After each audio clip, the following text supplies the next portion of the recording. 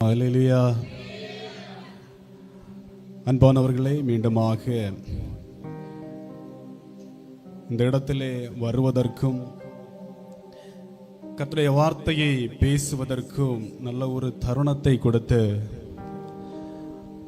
அருள்நாதர் இயேசு கிறிஸ்துவுக்கு மகிமையும் புகழ்ச்சியும் உண்டாவதாக. அன்பான போதகர் சொன்னது போல அவர் அநேக முறை அழைத்தது உண்டு, ஆனால் தற்பொழுது அதற்கான நேரமாக கிடைத்திருக்கிறது. உண்மையாகவே அவரை நான் வாழ்த்துகிறேன். அவருடைய ஊழியங்களையும் கர்த்தர் அதிகமாய் ஆசீர்வதித்து வழிநடத்துவாராக. கடந்த நாட்களிலே அவர் அழைத்த போது ஒரு நாள் ஆண்டுடைய சமூகத்திலே போய் காத்திருந்தேன். என்ன நான் பேச வேண்டும்? நான் பொதுவாக அநேக நேரம் அமர்ந்திருப்பது கிடையாது. ஆனால் அவர் அழைத்த பொழுது நான் ஆண்டுடைய சமூகத்திலே போய் காத்திருக்க வேண்டிய ஒரு கட்டாயம் உண்டானது. என்ன நான் பேச வேண்டும் என்று சொல்லி, அப்பொழுதுதான் ஆண்டவர் கொடுத்த வார்த்தை என்ன தெரியுமா?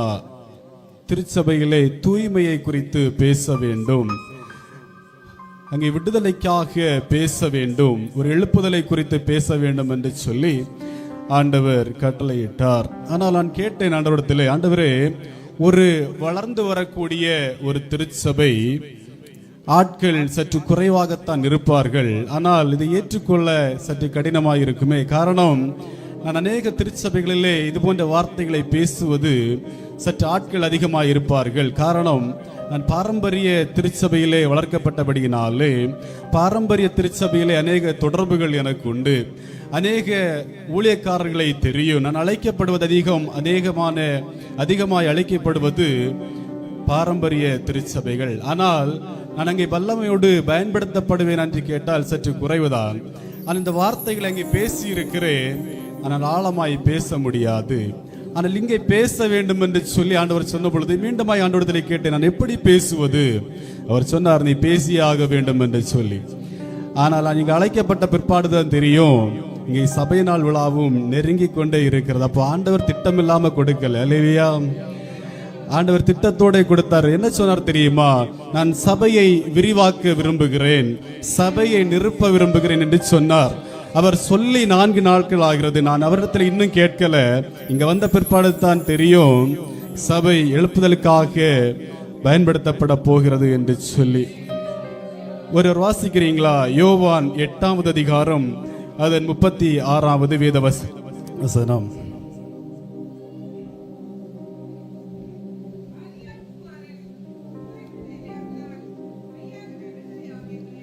ஆகையால் குமாரன் உங்களை விடுதலையாக்கினால் மெய்யாகவே விடுதலை ஆவீர்கள். தலைவணங்கி ஜெபம் நேரெடுப்போம். நாள்தோறும் புது புது வார்த்தைகளினால் எங்களை நேசிக்கிறதான அன்பின் நல்ல தகப்பனே, மகிழ்வான ஓய்வு நாளின் காலை பொழுதற்காக மை துதிக்கிறோம், மை ஸ்தோத்தரிக்கிறோம் ஐயா. இந்த நேரத்திலும் என் ஆண்டவர் என்ன சொல்ல விரும்புகிறீர், எதை பேச வேண்டும் என்று சொல்லி விரும்புகிறீர், அதை அடியன் மூலமாக நீர் பேசுவீராக. கேட்கிற நம்முடைய பிள்ளைகளை நீர் ஆசீர்வதியும். அடியானை மறைத்து என் தேவன் வெளிப்படுவீராக. என் கர்த்தர் துவக்கம் முதல் முடிவு மட்டும் எங்களோடு பேசுவீராக. மீட்பர் பாதம் கெஞ்சி மன்றாடுகிறோம். ஜெபத்தை கேளும் அன்பின் நல்ல தகப்பனே, ஆமென். குமாரன் உங்களை விடுதலையாக்கினால் மெய்யாகவே விடுதலை ஆவீர்கள். இயேசு நம்மை விடுதலையாக்கினால் மெய்யாகவே விடுதலை உண்டு. பாருங்கள், எத்தனையோ மக்கள் இந்த உலகத்திலே வாழ்ந்து கொண்டுதான் இருக்கிறார்கள். எத்தனையோ ஜனங்கள் இந்த உலகத்திலே ஆண்டவர் இயேசு என்று சொல்லியும் இயேசுக்கு பிற்பாடாக நாங்கள் இருக்கிறோம் என்று சொல்லியும் இந்த உலகத்திலே ஓடிக்கொண்டுதான் இருக்கிறார்கள். ஆண்டவருடைய சமூகத்தை நோக்கி பார்க்கிறார்களா என்கிற ஒரு கேள்வி இதிலே உண்டு. காரணம், அழைக்கப்பட்டவர்கள் அநேகம்தான், தெரிந்து கொள்ளப்பட்டவர் சிலராகவே காணப்படுகிறார்கள்.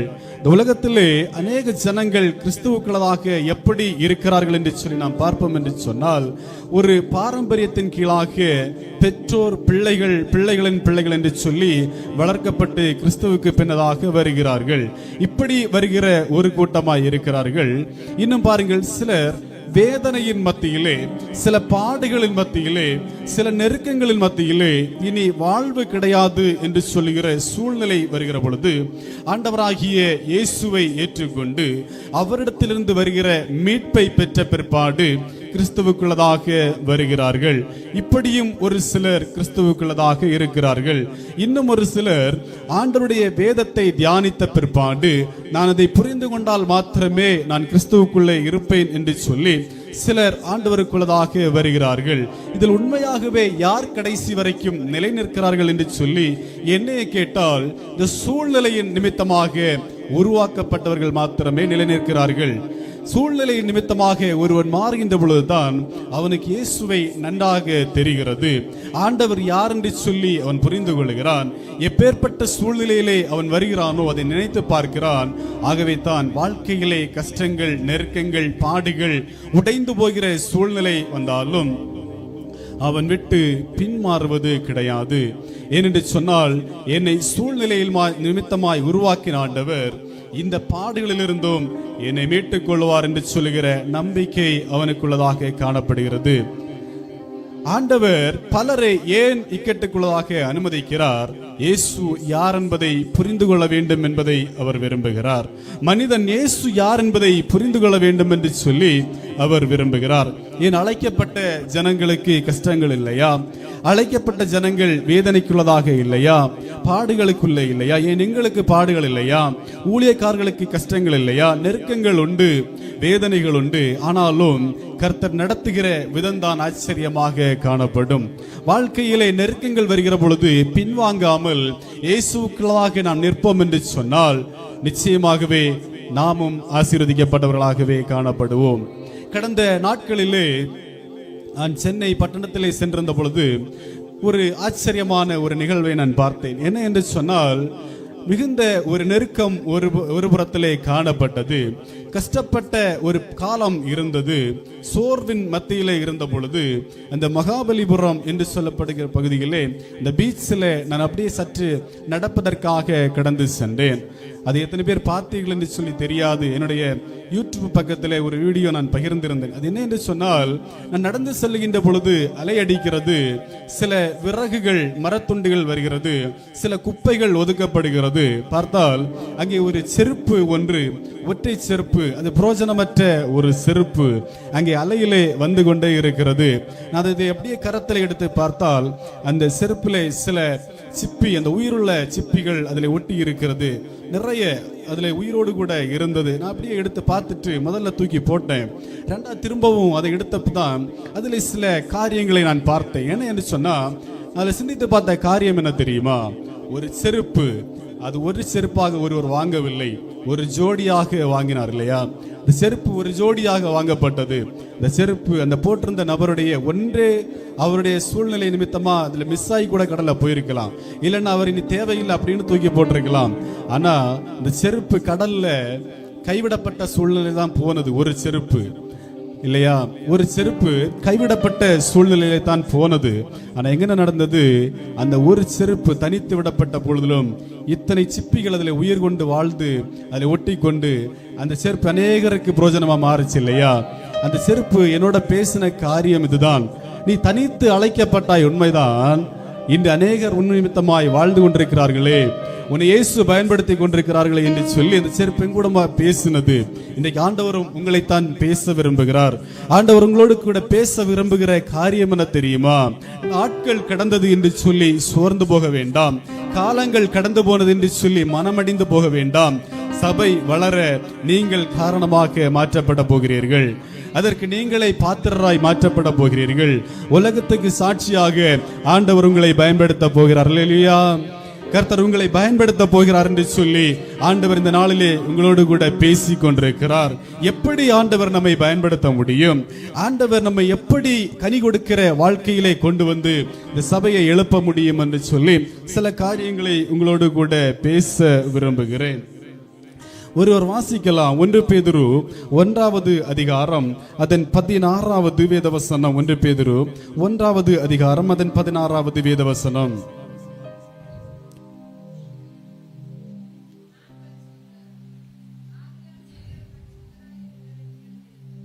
நான் பரிசுத்தர், ஆகையால் நீங்களும் பரிசுத்தராயிருங்கள்.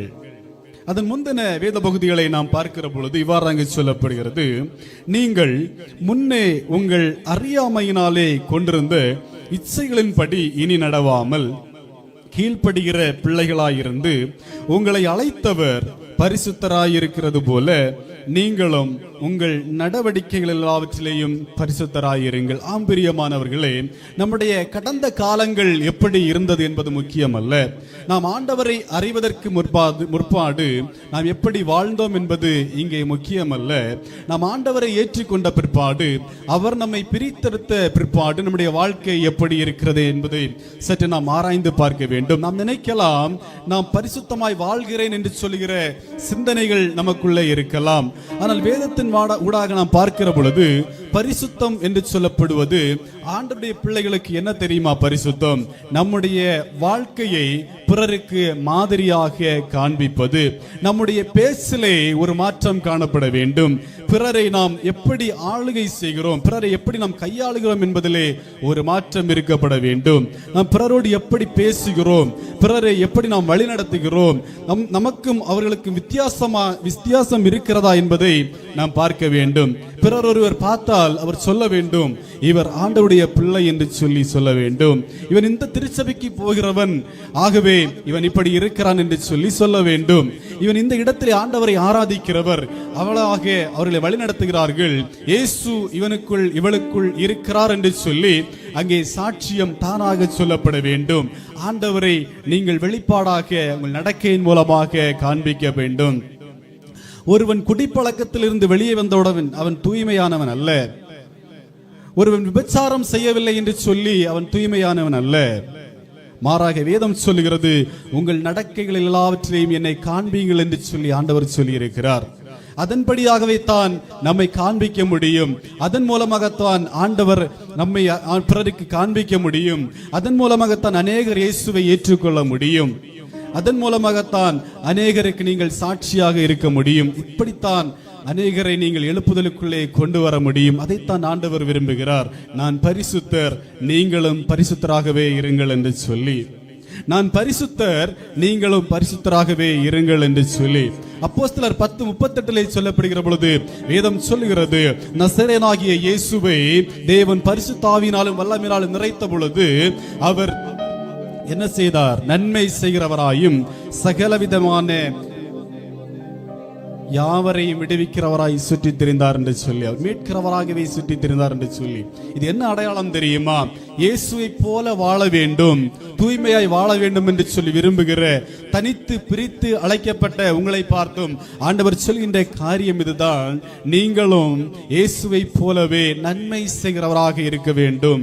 இயேசுவை போலவே ஆண்டவருடைய நாமத்தை கொண்டு பிறருக்கு நன்மை செய்கிறவராக வாழ வேண்டும் என்று சொல்லி ஆண்டவர் இந்த நாளிலே உங்களோடு கூட பேசி கொண்டிருக்கிறார். எனக்கு அன்பான தேவ பிள்ளைகளே, இது எழுப்புதலின் ஒரு காலமாய் இருக்கிறபடியினாலே நாம் சும்மாக வாழ்ந்தால் இங்கே எழுப்புதல் வராது. நாம் நார்மலாக இருந்தால் எழுப்புதல் வராது. நாம் எதையாகிலும் செய்து கொண்டே இருக்க வேண்டும். அதை இயேசுவுக்காய் செய்ய வேண்டும். இயேசு நம்மை எப்பொழுதும் பார்க்கிறார் என்று சொல்கிற ஒரு சிந்தனை நமக்குள்ளே காணப்பட வேண்டும். அப்பொழுது தான் தேசத்திலே எழுப்புதல் உண்டாகும். அப்பொழுதுதான் தேசத்தில் ஒரு மாற்றம் உண்டாவதை நாம் உணர முடியும். நாம் சாதாரண மனிதர்களைப் போல ஆலயத்துக்கு போய் திரும்ப இல்லத்துக்கே வந்து இருந்தால் எழுப்புதல் உண்டாகாது. பிறருக்கு அறிவிக்க வேண்டும். நம்மை குறித்து பிறர் சொல்ல வேண்டும், இவன் கிறிஸ்துவின் பிள்ளை என்று சொல்லி, கிறிஸ்துவின் பிள்ளை என்று சொல்லி அவர்கள் தானாக அறிக்கை செய்வதை நாம் பார்க்க வேண்டும். அப்பொழுதுதான் எழுப்புதல் தானாக உருவாக முடியும். பாருங்கள், நான் ஒரு நாள் என்னுடைய டூ வீலர்ல போய்கிட்டு இருக்கும்போ ஒரு நபர் பார்த்தேன். என்ன அப்படின்னு சொன்னா, ஒரு நபர் அப்படியே கை காட்டுறாரு லிப்டுக்காக. அப்ப அந்த நபர் நிறுத்தல. பின்னாடி போன நான் என்ன செஞ்சேன், அவரை பைக்ல ஏத்திட்டு இப்படியே போறேன். அவர் உடனே பார்த்த உடனே என்ன சொன்னார் தெரியுமா, நீங்க எந்த சர்ச்சில் ஒர்க் பண்றீங்கன்னு கேட்டாரு. நான் அவருக்கு என்ன யாருன்னு தெரியாது, எனக்கு அவர் யாருன்னு தெரியாது. கேட்ட ஒரு வார்த்தை என்ன தெரியுமா, பிரதர் நீங்க எந்த சர்ச்சில் ஒர்க் பண்றீங்கன்னு கேட்டாரு. நான் அப்போ கேட்டேன், அப்போ என்ன சொல்றீங்க அப்படின்னு சொல்லி, இல்ல நீங்க ஒரு பாஸ்டர் மாதிரி இருக்கிறீங்க, ஒரு ஊழியக்காரன் மாதிரி இருக்கிறீங்க அப்படின்னு சொல்லி 2 வருஷத்துக்கு முன்னாடி டிசம்பர் 24ஆம் தேதி கேட்ட ஒரு கேள்வி. இது என்ன தெரிகிறது தெரியுமா, நம்முடைய நற்கிரியைகள் அங்கே வெளிப்பட வேண்டும். ஒரு சின்ன ஒரு காரியம் தான் அவரை செஞ்சது. ஒருவர் கை காட்டினர் நிறுத்தல, பின்னாடி போன நான் அவரை ஏத்திட்டு போறேன். ஒரு வயசான நபரை கேட்ட ஒரு காரியம். இது போல் பல ஆச்சரியமான காரியங்கள் உண்டு. இன்னொரு காரியம் என்ன தெரியுமா, ஒரு நாள் இதே போல ரொம்ப சோர்ந்து போய் பைக்ல போயிட்டு இருக்கிறப்போ ஒரு நபர் என்னுடைய பைக்ல ஏறினார். ஒரு வயசான ஒரு தாத்தா. அவர் ஏறின உடனே என்ன கேட்டார், என்ன செய்றீங்க அப்படின்னு சொல்லி. நான் சொன்னேன், இந்த மாதிரி எனக்குள்ள ஒரு சோர்வு உண்டு, காரணம் பல நெருக்கடி இருந்தபடினால சோர்ந்திருந்தப்போ அவர் கேட்டார், என்ன செய்றீங்க. நான் சொன்னேன், இப்படி ஊழியம் செய்து கொண்டிருக்கிறேன் அப்படின்னு சொல்லி. அவர் சொன்ன ஒரு காரியம் என்ன தெரியுமா, நீங்கள் லட்சத்தில் ஒருவராய் தெரிகிறீங்க அப்படின்னு சொன்னாங்க. ஹல்லேலூயா. நீங்க லட்சத்தில் ஒருவராய் தெரியுறீங்க அப்படின்னு சொன்னாங்க. கேட்ட என்ன அப்படின்னு சொல்லி, இல்ல ஆண்டவர் என்னை அப்படி பார்க்கிறார், ஆண்டவர் உங்களை அப்படி பார்க்கிறார், நான் அப்படித்தான் பார்க்கிறேன் அப்படின்னு சொன்னாரு. இது என்ன தெரியுமா, ஒரு அடையாளம். ஒரு ஆண்டவரோடு இருக்கிற பொழுது நம்முடைய செய்கைகள் பிறரை தானாக சொல்ல வைக்க வேண்டும். அல்லேலூயா. அப்பதான் அது ஒரு சாட்சியா மாறும். நாம போய் சொல்றதுக்கு முன்னாடி அவங்க சொல்லணும், இவன் இயேசுவின் பிள்ளை, இவன் இயேசுவின் ஊழியக்காரன் என்று சொல்லி, இயேசுவின் பணிவிடைக்காரன் என்று சொல்லி தானாக சொல்ல வேண்டும். அப்பொழுதுதான் தேசத்திலே மாற்றங்களை நாம் பார்க்க முடியும். இயேசு இந்த பரிசுத்தத்துக்கு அடையாளமாக ஒரு காரியம் செய்தார். யோவான் 5வது அதிகாரம் அதன் பகுதிகளிலே நாம் பார்க்கிற பொழுது அங்கே பெதஸ்தா பட்டணத்தை குறித்தும் அங்கே ஒரு காரியத்தை நாம் பார்க்க முடிகிறது. 38 வருடமாக வியாதிப்பட்டிருந்த ஒரு மனிதன். அங்கே இயேசு வருகிற பொழுது அவர் சொல்லுகிறார் இல்லையா, இவ்வளமாக இந்த குளத்தண்டையிலே ஒரு தேவதூதன் வருவான், அவர் என்றைக்கு வந்து அந்த குளத்தை கலக்குகிறானோ அப்பொழுது யார் முதல்ல இறங்குகிறார்களோ அவருக்கு வியாதி சுகமாகும்.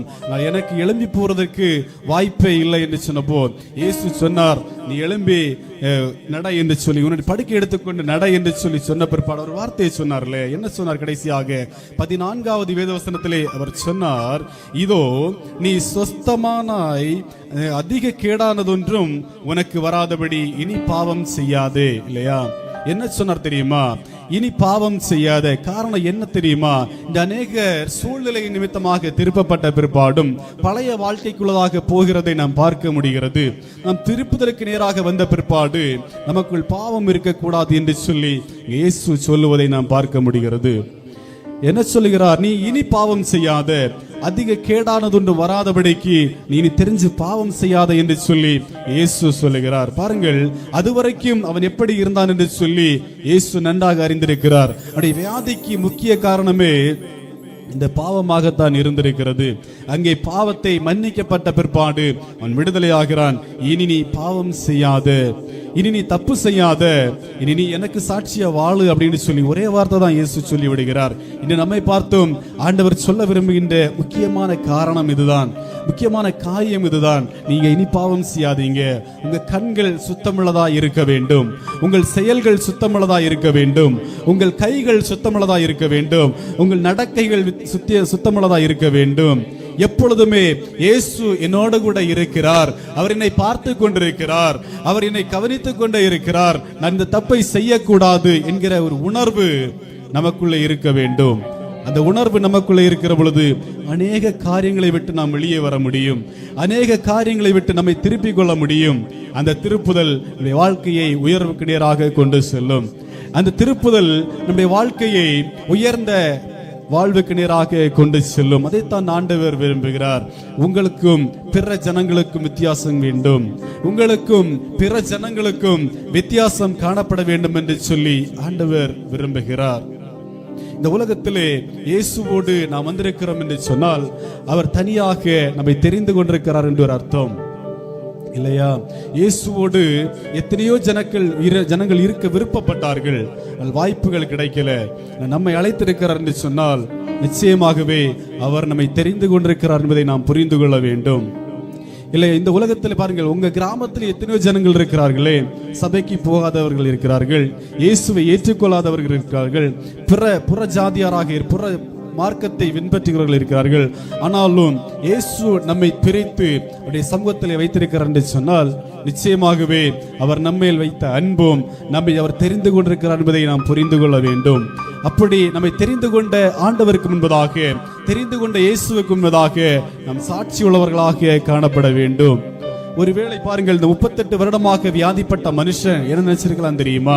இந்த 38 வருடமாக வியாதிப்பட்ட மனுஷன் அந்த நாட்கள் என்ன நினைச்சிருக்கலாம்? இனி வாழ்க்கை முடிந்தது, இனி வாழ்க்கை அவ்வளவுதான், யாராலும் என்னை காப்பாற்ற முடியாது, என்னை தூக்கி விடுவதற்கு யாரும் இல்லை, இங்கு இருக்கிறவர்களே சுகமடைய வேண்டும் என்று சொல்லி இறங்குகிறார்களே என்று சொல்லித்தான் நினைத்திருக்கலாம். ஆனால் பாருங்கள், இந்த வியாதியஸ்தன் இயேசுவை தேடி போகல, ஆனா இயேசு வியாதியஸ்தனை தேடி வந்தார். இன்று ஆண்டவர் சொல்கின்ற காரியம் அதுதான், நீங்கள் என்னை தேடி வரவில்லை, நான் உங்களை தேடி வந்திருக்கிறேன். ஆகவே எந்த சூழ்நிலையிலும் நான் உங்களை கைவிட போவதில்லை என்று சொல்லி ஆண்டவர் உங்களை பார்த்து வாக்கு கொடுக்கிறார். நீங்கள் என்னை தேடி வரவில்லை, நான் உங்களை தேடி வந்திருக்கிறேன், எந்த சூழ்நிலையிலையும் நான் உங்களை கைவிடுவதில்லை என்று சொல்லி ஆண்டவர் நம்மோடு கூட பேசிக் கொண்டிருக்கிறார். நீங்கள் பிற ஜனத்தை பார்க்க வேண்டாம், கிறிஸ்துவை ஏற்றுக்கொள்ளாதவர்களை நீங்கள் பார்க்க வேண்டாம். காரணம், அவர்களுக்கும் உங்களுக்கும் நடுவாக நான் வித்தியாசத்தை வைத்திருக்கிறேன் என்று சொல்லி ஆண்டவர் உங்களோடு கூட பேசிக் கொண்டிருக்கிறார். அடுத்தபடியாக பார்க்கிற பொழுது 1 பேதுரு 1 அதிகாரம் அதன் 6 முதல் 7 வரைக்கும் உள்ள வேத வசனங்கள் இவனமாக சொல்கிறது. இதிலே நீங்கள் மிகவும் சந்தோஷப்படுகிறீர்கள் என்றாலும் துன்பப்பட வேண்டியது அவசியமானதால் இப்பொழுது கொஞ்ச காலம் பலவிதமான சோதனைகளினாலே துக்கப்படுகிறீர்கள். அழிந்து போகிற பொன் அக்கினியினாலே சோதிக்கப்படும், அதை பார்க்கிலும் அதிக விலையேற பெற்றதாய் இருக்கிற உங்கள் விசுவாசம் சோதிக்கப்பட்டு இயேசு கிறிஸ்து வெளிப்படும் போது உங்களுக்கு புகழ்ச்சியும் கனமும் மகிமையும் உண்டாக காணப்படும். வேதம் தெளிவாக சொல்லப்படுகிற காரியம் என்ன தெரியுமா? விலையேற பெற்ற விசுவாசம் சோதிக்கப்படும். எப்பொழுது? கிறிஸ்துவுக்குள்ளதாக நீங்கள் இருக்கிற பொழுது, நீங்கள் ஆண்டவரை முழுமையாக ஏற்றுக்கொண்டு ஜெபத்திலே காத்திருந்தாலும் இந்த சோதனை உண்டு. விசுவாச பரீட்சை என்பது உங்களுக்கு உண்டு என்று வேதம் தெளிவாக சொல்கிறது. இந்த விலையேறப்பெற்ற விசுவாசம் அது சோதிக்கப்படும். வியாதிகள் நிமித்தம் சோதிக்கப்படலாம், கடன் பிரச்சனைகள் நிமித்தம் சோதிக்கப்படலாம், இல்லையா? பிற மனிதர்களால் நெருக்கப்பட்டு சோதிக்கப்படலாம், பிற மனிதர்களால் துன்பப்படுகிற சூழ்நிலை வரும்பொழுது சோதிக்கப்படலாம், என் சொந்த குடும்பத்திலே கூட நெருக்கப்பட்டு சோதிக்கப்படலாம், என்ன மனுஷன் என்று சொல்லி கேவலமான வார்த்தைகளால் சோதிக்கப்படலாம். இது ஒரு விசுவாச சோதனை என்று வேதம் சொல்கிறது. இது ஒரு விசுவாச சோதனை என்று வேதம் சொல்கிறது. ஏன் இவ்வளவு சோதனை வருகிறது? இந்த விசுவாசத்தை குறித்து என்ன சொல்கிறது? அது விலையேற பெற்றது என்று சொல்லி. அப்படி இருக்கிற பொழுது சோதனை வரத்தான் செய்யும். இயேசுவோடு இருக்கிற பொழுது சோதனை உண்டு, ஆனாலும் ஜெயம் உண்டு. ஹல்லேலூயா! சோதனை உண்டு, ஆனாலும் வெற்றி உண்டு. ஆகவே தான் விசுவாசத்திலே சோதனை உண்டு, விசுவாசத்திலே சோதனை பரீட்சை உண்டு என்று சொல்லி வேதம் சொல்லுகிறது. ஆகவே விசுவாசத்தை விட்டு விலகாதிருங்கள், விசுவாசத்தை விட்டு பின்மாறாதிருங்கள், விசுவாசத்திலே உறுதியாய் தரித்திருங்கள் என்று சொல்லி ஆண்டவர் நம்மோடு கூட பேசிக் கொண்டிருக்கிறார். சூழ்நிலைகளை நீக்கி போடுகிறவர் கர்த்தர், சூழ்நிலைகளை விலக்கி போடுகிறவர் ஆண்டவராகிய இயேசு. அதை நாம் புரிந்து கொண்டாலே இந்த சோதனைகள் வருகிற பொழுது நாம் நிலையாக நிற்க முடியும். சாத்தான் ஒரு மனிதனை பிரிக்க வேண்டும் என்று சொன்னால் அவன் சோதனை வைக்கத்தான் செய்வான். அது விசுவாச சோதனையாக காணப்படும். ஒரு வியாதி ஒரு மனிதனுக்குள்ளே வருகிற பொழுது அவன் ஜெப வாழ்க்கை முதலாவது முடங்கி போகிறது. ஒரு மனிதனுக்கு நெருக்கம் வருகிற பொழுதும் ஜெப வாழ்க்கை முடங்கி போகிறது. ஒரு மனிதனுடைய வாழ்க்கையிலே பண தேவை வருகிற பொழுது ஜெப வாழ்க்கை முடங்கி போகிறது. இப்படித்தான் சாத்தான் சோதனை வைப்பான். இப்படிப்பட்ட நெருக்கம் வருகிற பொழுது நீங்கள் காத்திருந்து உபவாசித்து ஜெபிக்க வேண்டும். அப்படி ஜெபிக்கிற பொழுது அதை மாற்றத்தை பார்க்க முடியும். இந்த அனுபவத்தின் வழியாக நான் சொல்லுகிறேன், நீங்கள் எவ்வளவு நேரம் உபவாசிக்கிறீர்களோ அந்த நேரம் உங்களுக்கு ஆச்சரியமாய் மாறும். பிரச்சனைகள் விலகி போவதை நீங்கள் பார்க்க முடியும். சோதனையை தாண்டி வருவதை பார்க்க முடியும். நாம் தான் வந்தோமா என்கிற ஒரு கேள்வி நமக்குள்ளே காணப்படுகிற அளவிலே மாற்றத்தை காண முடியும். அதான் இந்த விசுவாச பரீட்சைகளை உபவாசித்து ஜெபிக்க வேண்டியது அவசியமாக காணப்படுகிறது.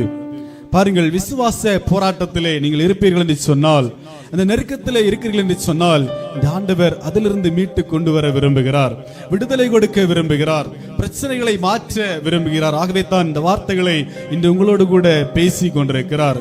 பாருங்கள், 12 வருடம் பெரும்பாடுள்ள ஸ்திரீயை பார்த்தும் ஆண்டவர் இதைத்தான் சொன்னார் இல்லையா? உன் விசுவாசம் பெரிது, நீ விரும்புகிறபடியே உனக்காக கிடவது. மார்க்கு 5:25 முதல் 34 வரைக்கும் உள்ள வேதவசனங்கள் இவைகளை சொல்கிறது. அந்த பெண்ணானவள் இயேசுவை பார்க்க வேண்டும், அவர் வஸ்திரத்தை தொட வேண்டும், அவர் வல்லமையை உணர்ந்து கொள்ள வேண்டும், என்னுடைய வியாதி அதன் நிமித்தமாக நீங்க வேண்டும், இதை நான் உணர வேண்டும் என்று சொல்லி பின்தொடர்ந்து கொண்டே வருகிறாள். அவள் ஓடுகிறாள், எப்படியாகிலும் அருகாமையிலே வர வேண்டும் என்று சொல்லி. நாம் சிந்தித்து பார்க்க வேண்டும், ஒரு பெரும் கூட்டம் இருக்கிற பொழுது பல பிரச்சனை அதிலே வந்திருக்கும். இந்த 12 வருடம் இந்த பெண்ணானவள் வியாதியின் நடுவிலே போராடினாள். எவ்வளவு அவமானங்கள் சந்தித்திருக்க கூடும், எவ்வளவு பிரச்சனைகளை பார்த்திருக்க நேரிடும் இல்லையா? எல்லா பிரச்சனைகளையும் தாண்டி அவள் இயேசுவை பார்த்தால் போதும் என்று சொல்லி யாரோ ஒருவர் சொன்ன வார்த்தையை கேட்டு ஓடுகிறாள். இயேசுவின் வஸ்திரத்தின் ஓரத்தை தொட்டாள். அங்கிருந்து வல்லமை புறப்பட்டது. அவள் விடுதலை பெற்றுக் கொண்டாள். இயேசு பார்க்கிறார், என் தொங்கலை தொட்டது யார், வஸ்திரத்தின் ஓரத்தை தொட்டது யார், வல்லமை புறப்பட்டதே என்று சொல்லி இயேசு பார்க்கிறார். அங்கே பின்னிட்டு பார்த்து யாரையும் காணல. ஆனா இந்த பெண்மணி ஓடோடி வந்து பணிந்து விழுந்து நான் தான் என்று சொல்லி சரணடைந்தாள். ஆனால் வேதம் என்ன சொல்கிறது தெரியுமா? அங்கே இயேசு சொல்கிறார், ஸ்திரீயே, உன் விசுவாசம் பெரிது, நீ விரும்புகிறபடியே உனக்காக கிடவது. அந்த விசுவாசம் அவளுக்கு உறுதியாய் காணப்பட்டது. அவள் இயேசுவை கண்டால் போதும் நான் விடுதலையாவேன் என்று சொல்கிற விசுவாசம் காணப்பட்டது. பாருங்கள், அநேக நேரத்திலே நமக்கு இந்த விசுவாச பரீட்சை வருகிறது. ஒன்றை நாம் புரிந்து கொள்ள வேண்டும், நாம் ஒரு பொருளை வாங்க வேண்டும் என்று சொன்னால் அதற்கு நாம் கிரயம் செலுத்த வேண்டும். ஒரு பொருளை, சிறிய பொருளை வாங்க வேண்டும் என்று சொன்னால் சிறிய கிரயம் செலுத்தினால் போதும். நீங்காத வியாதிகள் என்று சொல்லும் பொழுது அது நம்மால் வாங்க முடியாத பொருளுக்கு அடையாளமாக இருக்கிறது. அப்ப அதற்காக பல கிரயத்தை நாம் செலுத்தித்தான் ஆக வேண்டும். நாம் உபவாசிக்க வேண்டிய இடத்தில் உபவாசித்தான் ஆக வேண்டும். போராடி ஜெபிக்க வேண்டிய இடத்திலே போராடி ஜெபித்துத்தான் ஆக வேண்டும். அப்பொழுதுதான் இந்த வெற்றியை நாம் கண்டுகொள்ள முடியும். நாம் ஒரு கடையில போய் சும்மா நின்னா அந்த நபர் பொருள் நமக்கு தரமாட்டார் இல்லையா? ஒரு கடையில போய் காசு கையில இருக்கும், அதை கொடுத்து இது வேணும்னு கேட்டாதான் கிடைக்கும். சும்மா போய் நின்னா சும்மா தானே நிக்கிறான் அப்படி நிக்கட்டும்னு தான் விடுவாங்க. கூட்டத்தோடு கூட்ட போய் நின்னாலும் அது கேட்கிற பிள்ளைக்கு தான் கிடைக்கும்னு சொல்ற மாதிரி பொருள் கேட்டாதான் கிடைக்கும், காசு கொடுத்தாதான் பொருள் கிடைக்கும். ஆண்டுடைய சமூகத்துல காசு முக்கியம் இல்ல, அதற்கு மாறாக ஜெபம் முக்கியம்.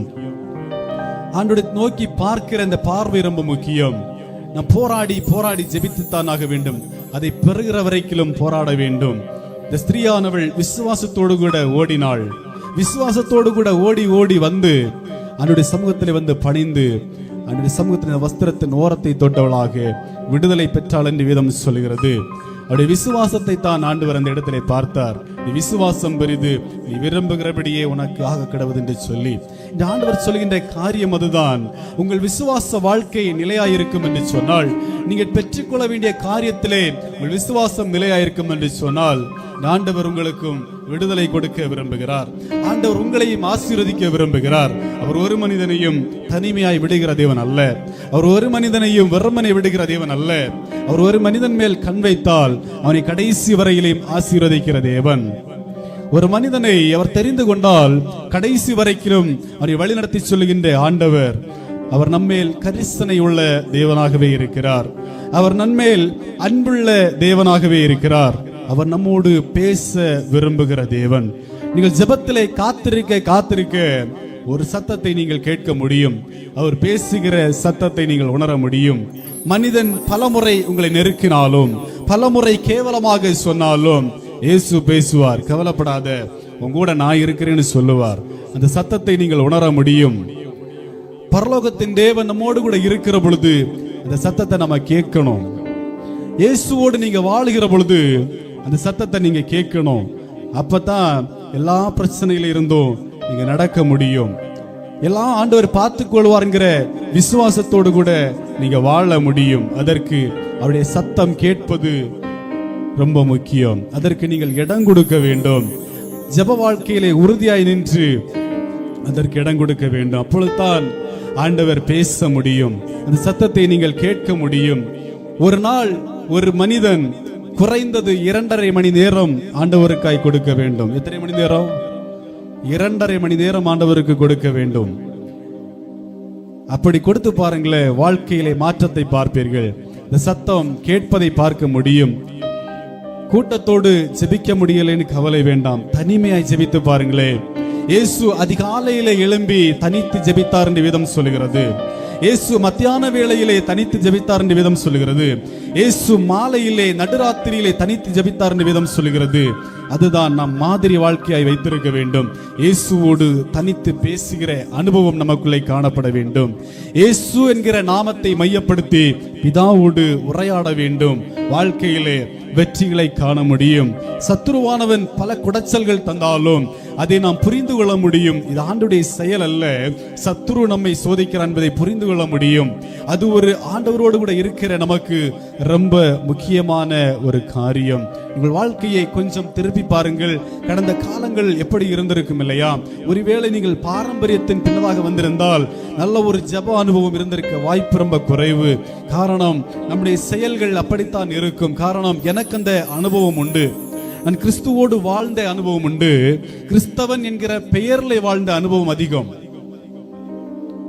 நானும் சுமார் என்னுடைய ஆலயத்திலே, என்னுடைய சபையிலே 8 வருடம் ஆலய உதவியாளர் இல்லையா, நம்ம ஊர்ல சொல்லுவாங்க இல்லையா, கோயில் பிள்ளை. தென்னிந்திய திருச்சபையிலே, எங்கள் இல்லத்துக்கு அருகாமையுள்ள திருச்சபையிலே 8 வருடம் கோயில் பிள்ளையாக இருந்த ஒரு மனிதன். 8 வருடம் இருந்தேன். ஆனால் எப்படி இருந்தேன் என்பது அது சற்று வித்தியாசமானது. என்னுடைய தனிப்பட்ட வாழ்க்கை இயேசுவோடு இருந்தது. ஆனால் எனக்குள்ளேயும் பாவ வாழ்க்கை இருக்கத்தான் செய்தது. ஹல்லேலூயா. அது ஏன் தெரியுமா? அதை கண்டித்து பேசுகிற ஆட்கள் குறைவு, கேட்கிற உணர்வுகளும் நமக்கு குறைவு. நாட்கள் சென்ற பொழுதுதான் கர்த்தர் சொன்னார், இது உனக்கான இடம் இல்லை, நீ வெளியவான்னு சொன்னார். சூழ்நிலைகள் வந்த பொழுது அவர் அழைத்தார். ஆனால் வர முடியாத சூழ்நிலை. சபைக்கு நேராக இருக்கிற முதல் வீடு எங்க வீடு. சர்ச்சுக்கு பாதி இடம் நாங்க தான் கொடுத்தோம். இப்படி இருக்கிறப்போ சர்ச் வேலை நடந்துட்டு இருக்கு. இயேசு கூப்பிட்டார், நீ வா அப்படின்னு. ஒரு புறம் கோயில் பிள்ளைங்கள வேலையெல்லாம் நான் தான் செய்யணும். சர்ச் கன்ஸ்ட்ரக்ஷன் ஒர்க் நடந்துட்டு இருக்கு, எல்லாம் நான் தான் செய்யணும். அப்பதான் இயேசு கூப்பிட்டார், வான்னு. வர முடியுமா? சூழ்நிலை ஒரு புறம் ரொம்ப மோசமா இருந்தது. ஆனா இருந்தாலும் ஒரு புறத்தில் ஆண்டவருக்குன்னு ஒதுக்கிட்டே இருந்தேன். வர முடியல. திரும்பவும் 2 மாதம் கழிச்சு திரும்பவும் கூட்டார், வா நான் கொண்டுதான் வருவேன், விடமாட்டேன் அப்படின்னாரு. திரும்பவும் சூழ்நிலை, அது இன்னொரு நாள் சொல்றேன் என்ன சூழ்நிலைன்னு. அப்படியே இருந்தது. திரும்பவும் கூட்டார், வந்தே ஆகணும்னு. இல்ல ஆண்டவரை, எப்படி வர்றது, விட்டுட்டு வர முடியல, முழுசா வர முடியல. அப்படியே நாட்கள் சென்றது. அடி மேல அடிய வந்துட்டே இருந்தது. எல்லாம் நான் என்னுடைய பார்வையில போக ஆரம்பிச்சேன். ஜெபம் பண்ணுவேன், எல்லாம் சரிதான். ஆண்டவர் கூப்பிடுறதெல்லாம் எனக்கு கேட்கும். ஆனா நான் அதை செவி கொடுக்காதவனாவே இருந்தேன். போற பாதையெல்லாம் அடி மேல அடி, எல்லா நேரத்திலையும் நெருக்கப்பட்ட ஒரு சூழ்நிலை. திரும்ப ஆண்டவர் சொன்னார், நீ எங்க போனாலும் விட போறதில்லை, வந்தே ஆகணும்னு சொன்னார். ஏன்னா எல்லாத்தையும் பார்க்கணும். வீட்டுல கடைசி பிள்ளை. ஏன்னா நான் சொல்றத அவங்க கேட்க மாட்டாங்க, அவன் சொல்லிதான் நான் கேட்கணும். வீட்டுல கடைசி பிள்ளை. மூத்தவ என்னுடைய சகோதரி, 2வது என்னுடைய சகோதரன், கடைசியாக நான். சூழ்நிலை எப்படி இருந்திருக்கும்? ஏன்னா இல்லத்துல பாரம்பரியத்துக்கும் அவங்களுக்கு தான் தொடர்பு. ஏன்னா எனக்கும் அந்த மாதிரி தான் இருந்துச்சு. ஆனா ஆண்டவர் கூட்ட பிற்பாடு கொஞ்சம் கொஞ்சமா மாற ஆரம்பிச்சேன். இப்ப சூழ்நிலைகள் மோசமாக ஆக கடந்த நாட்களில் முழுமையாய் ஒப்பு கொடுக்க ஆரம்பித்து ஆண்டவருடைய சமூகத்திலே காத்திருக்க ஆரம்பிச்சேன். அதுக்கு பிற்பாடு தான் இந்த சத்தம் அப்படியே என்னை மூட ஆரம்பிக்கிறது. ஆண்டவர் சொன்னார், என்ன சொன்னார் தெரியுமா? நீ போகிற இடத்துல எல்லாம் உன் கூட வருவேன்ற நம்பிக்கையோட போ. அப்பதான் உனக்கு இன்னும் நான் யாருன்றதை புரியும் அப்படின்னு சொன்னார். ஆண்டவர் சொன்னார், என்னுடைய சத்தத்தை கேட்டிருக்கேன்ல, நான் கூப்பிட்டுருக்கேன்ல, நீ போனார். அதுக்கு பிற்பாடு தான் இந்த மெசேஜ் சொன்ன மாதிரியே எனக்கு இங்கே சர்ச் ஓப்பனிங் அந்த டேட் வருது அப்படின்னு சொல்லி தெரியாது, அந்த ஆண்டு விழா வருகிறது தெரியாது. ஆனால் ஆண்டவர் இதை பேச சொன்னார், மாதிரியை காண்பிக்க சொன்னதெல்லாம் அவர் தெளிவாய் சொன்னார். பாருங்கள், இன்னைக்கு சூழ்நிலை நிமித்தமாக இருந்த என்னைத்தான் முழுசா ஆண்டவர் வெளியே கொண்டு வந்திருக்கிறார். ஆனால் பாருங்கள், பலர் எதிர்த்தார்கள், பலர் பல வார்த்தைகளை சொன்னார்கள். ஆனா எல்லா இடத்திலையும் நான் அவங்க மேல எதிர்ப்பை காண்பிக்கவே இல்லை. காரணம் என்ன தெரியுமா? இயேசு மாதிரியை காண்பிக்க சொன்னார். அவர் போய் நீ கோவப்படுன்னு சொல்லல, நீ அவங்கள திட்டுன்னு சொல்லல, நீ சாட்சியா இரு, அது அவங்களுக்கு அவங்க பார்த்து புரிந்து கொள்வார்கள் என்று சொன்னார். ஆகவே தான் இன்னும் ஆண்டவர் என்னை நடத்தி கொண்டே இருக்கிறார், இன்னும் ஆண்டவர் என்னை வழிநடத்தி கொண்டே இருக்கிறார். ஆண்டவர் சொன்னார், உன்னை கொண்டு நான் செய்ய வேண்டிய காரியம் நிறைவா இருக்கிறது, அதை எப்படி நான் செய்யாமல் விடுவது என்று சொல்லி, எப்படி நான் செய்யாமல் விடுவது என்று சொல்லி இயேசு சொன்னார். ஆகவே தான் அவர் சொன்ன அந்த ஒரே வார்த்தைக்காக ஓடிக்கொண்டே இருக்கிறேன், ஒரே வார்த்தைக்காக அப்படியே போராடி அப்படியே பின்னாடி போய்கொண்டே இருக்கிறேன். அதான் சொன்னேன், சோதனைகள் உண்டு, ஆனாலும் இயேசு நடத்துகிறார் என்கிற அந்த ஒரு வைராக்கியத்தோடு கூட அவர் பின்னாடி ஓடிக்கொண்டே இருக்கிறேன். என்னோடு வாழ்ந்தவர்கள் உயர்ந்த நிலைக்கு போனார் என்று சொல்கிற கவலை எனக்கு இல்லை. காரணம், இயேசு என்னோடு கூட இருக்கிறார் என்கிற அந்த ஒரு நம்பிக்கையும் அந்த ஒரு நல்ல ஒரு உணர்வும் எனக்குள்ள இருக்கிறது, அதை நடத்தி கொண்டே இருக்கிறது. அல்லேலூயா. பாருங்கள், மூன்றாவதாக நாம் பார்க்கின்ற பொழுது அதே பேதுரு 1 பேதுரு 1 அதிகாரம் 17 முதல் 19 வரைக்கும் உள்ள வேத வசனம் என்ன சொல்லுகிறது தெரியுமா? அன்றியும் பட்சபாதம் இல்லாமல் அவனவனுடைய கிரியைகளின்படி நியாயம் தீர்க்கிறவரை நீங்கள் பிதாவாக தொழுது கொண்டு வருகிறபடியால் இங்கே பரதேசிகளாய் சஞ்சரிக்கும் அளவும் பயத்துடனே நடந்து கொள்ளுங்கள். உங்கள் முன்னோர்களால் பாரம்பரியமாய் நீங்கள் அனுசரித்து வந்த வீணான நடத்தையினின்று அழிவுள்ள வஸ்துக்களாகிய வெள்ளியினாலும் பொன்னினாலும் மீட்கப்படாமல் குற்றமில்லாத மாசற்ற ஆட்டுக்குட்டியாகிய கிறிஸ்துவின் விலையேற பெற்ற இரத்தத்தினாலே மீட்கப்பட்டிருக்கிறீர்கள் என்று அறிந்திருக்கிறீர்களே. பாருங்கள், நீங்கள் எப்படி மீட்கப்பட்டிருக்கிறீங்க? கிறிஸ்துவின் விலையேற பெற்ற இரத்தத்தினாலே. இங்கே பொன் விலையேற பெற்றது என்று நாம் சொல்லுகிறோம், வைரம் நிலையேற பெற்றது என்று நாம் சொல்லுகிறோம், பணத்தை நாம் சொல்லுகிறோம். ஆனால் வேதம் சொல்லுகிறது கிறிஸ்துவின் இரத்தம் விலையேற பெற்றது என்று சொல்லி. பாருங்கள், வியாதி வருகிற பொழுது இயேசுவின் கல்வாரி திருக்காட்சியை நாம் நினைத்து பார்க்க வேண்டும். உனக்காகவே அடிக்கப்பட்டேன் என்று சொன்ன அந்த தருணத்தை நாம் நினைத்து பார்க்க வேண்டும், இல்லையா? இயேசு இதைத்தான் சொன்னார், நான் உனக்காக அடிக்கப்பட்டேன், உனக்காக காயப்படுத்தப்பட்டேன், உனக்காக நிந்தைகள் சகித்தேன், சிலுவையிலே என்னை அடித்தார்கள், அறைவதற்கு முன்பதாக என்னை சுமக்க சொன்னார்கள், என்னை வாரினால் அடிப்பித்தார்கள், முள்முடி சூட்டினார்கள், என்னை கேவலமான வார்த்தைகளினால் பேசினார்கள், என்னை எச்சிலினால் உமிழ்ந்து போட்டார்கள், ஆனாலும் இது எல்லாம் உனக்காக என்று சொல்லிதான் இயேசு சொன்னார். அப்படிப்பட்ட இயேசு நம்மை மீட்டிருக்கிறார் என்று சொன்னால் இந்த மீட்பை நாம் புரிந்து கொள்ள வேண்டும், அந்த மீட்பை நாம் உணர்ந்து கொள்ள வேண்டும். அதைத்தான் இயேசு விரும்புகிறார். அந்த மீட்பு பெரிது என்பதை நாம் புரிந்து கொள்ள வேண்டும். இயேசுவின் இரத்தத்தினாலே பெற்ற மீட்பை நாம் விட்டு விலகக்கூடாது. எப்பொழுதும் ஒன்றை மாத்திரம் புரிந்து கொள்ள வேண்டும், நாம் அவர்களோடு கூட இருந்திருந்தால் சத்தியத்தை நாம் இப்படி கேட்டிருக்க மாட்டோம், இல்லையா? நாம் முன்னதாக இருந்தது போல பிற மார்க்கத்தை போல் இருந்திருந்தால் இப்படிப்பட்ட இயேசுவை நாம் அறிந்திருக்க மாட்டோம், இல்லையா? நாம் புரிந்து கொண்டிருக்க மாட்டோம், இல்லையா? ஆனால் வேதம் என்ன சொல்கிறது? விலையேற பெற்ற இரத்தத்தினாலே மீட்கப்பட்ட நாம் இயேசுவோடு வாழ கடமைப்பட்டிருக்கிறோம், இயேசுவோடு இருக்க கடமைப்பட்டிருக்கிறோம். நமக்காக நிந்தைகள் அவமானங்கள் சகித்த இயேசுவோடு இருக்கிற நாம் அவருக்காகவே நாமும் நிந்தைகள் சகிக்க கடமைப்பட்டிருக்கிறோம், நாம் வேதனைகள் அனுபவிக்க கடமைப்பட்டிருக்கிறோம். இதே சோதனைகளை தாண்டிதான் விசுவாசத்திலே நிலை நின்று இயேசுவோடு நாம் வாழ முடியும். கடைசியாக வேதம் என்ன சொல்கிறது தெரியுமா? மாம்சமெல்லாம் புல்லை போலவும் மனுஷருடைய மகிமையெல்லாம் புல்லின் பூவை போலவும் இருக்கிறது. புல் உலர்ந்தது, அதன் பூ முதிர்ந்தது, கர்த்தருடைய வசனமோ என்னென்றைக்கும் நிலைத்திருக்கும். வேத வசனம் தான் கடைசி வரைக்கும் நிலைத்திருக்கும், இல்லையா? எல்லாம் முதிர்ந்து போகிறது, எல்லாம் வீழ்ந்து போகிறது, ஆனால் வேதத்தில் எழுதப்பட்டவைகளும் கடைசி வரைக்கும் நிலைத்து நிற்கிறது. அடுத்தபடியாக பாருங்கள், இந்த வேதத்தின் பகுதியிலே நான் ஒரு நிகழ்வை சொல்ல நான் விரும்புகிறேன். பாருங்கள், கடந்த வியாழக்கிழமை நான் ஒரு போதகரை யதார்த்தமாக சந்தித்தேன். அவரிடத்தில் முன்னதாக பேசினது கிடையாது, நான் அநேக முறை பார்த்திருக்கிறேன். அப்பொழுது அவர் சொன்ன காரியத்தை, அவருடைய சாட்சியை என்னோடு கூட பகிர்ந்து கொண்டார்கள்.